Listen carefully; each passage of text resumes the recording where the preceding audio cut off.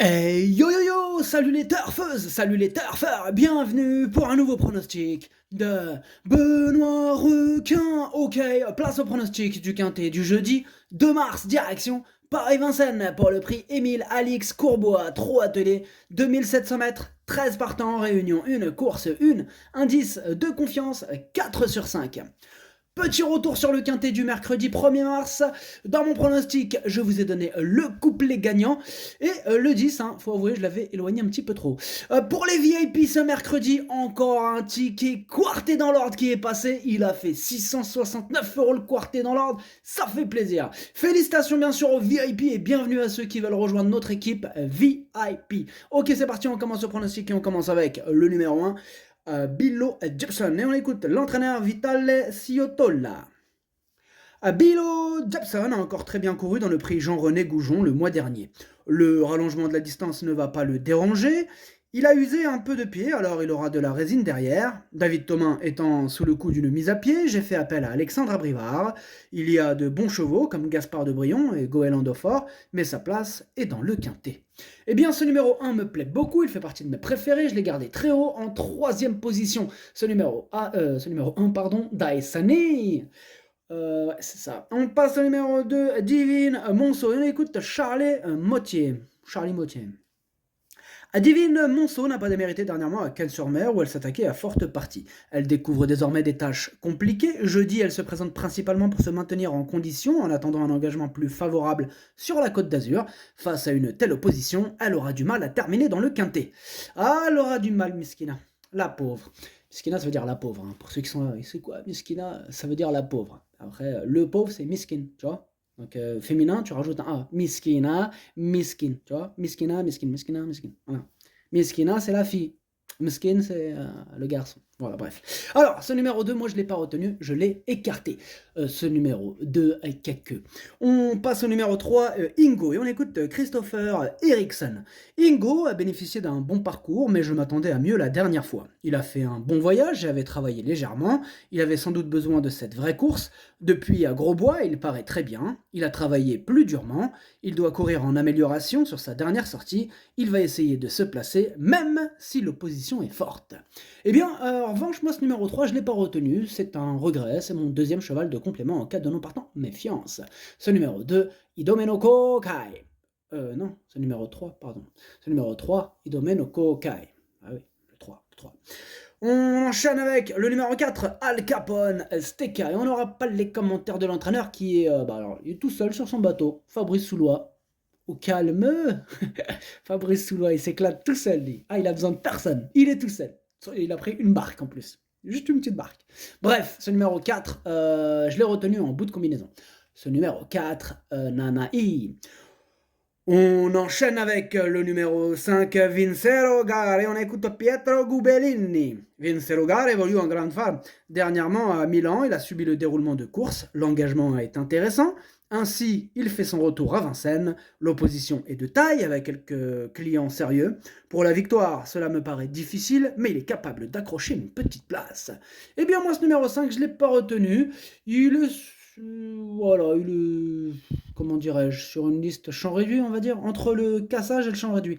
Voilà, donc les amateurs de champ réduit vont se pencher sur son cas. Après, question de feeling, il y en a, ils vont peut-être te mettre en tête sur leur ticket, va savoir, chacun sa sauce, tu vois. Ouais, même les spots, des fois, ils te font des trucs aussi, enfin bref. Alors, donc voilà pour ce numéro 5, et puis du coup, Kiken, en japonais. On passe au numéro 6, Bordeaux S, et on écoute Jean-Michel Bazir.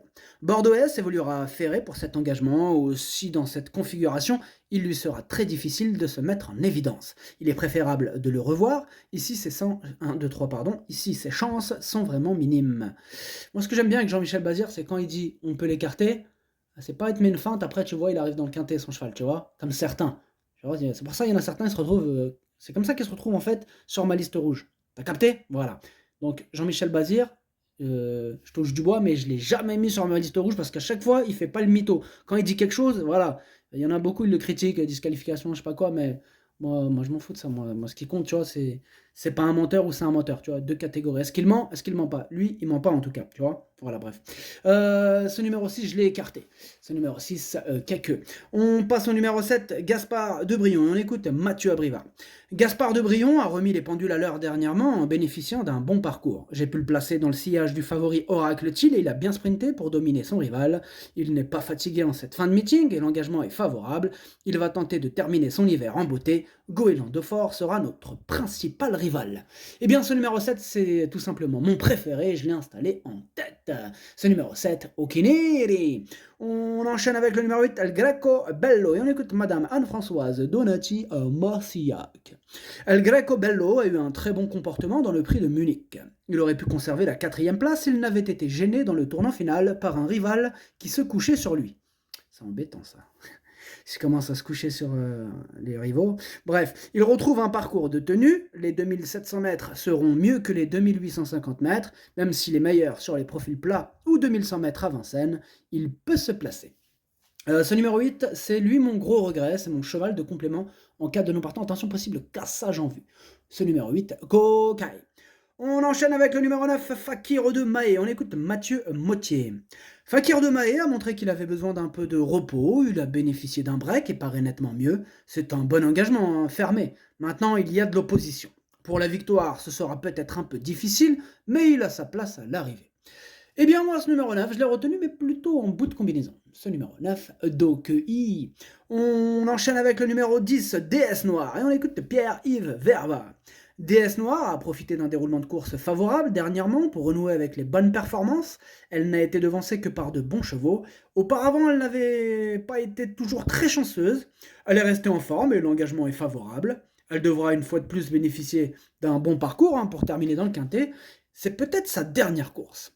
Ah, peut-être du coup DS Noir a terminé en beauté. En tout cas, moi je le crois, je l'ai retenu, c'est elle la 8e de mon pronostic. Ce numéro 10, ça donne Hati.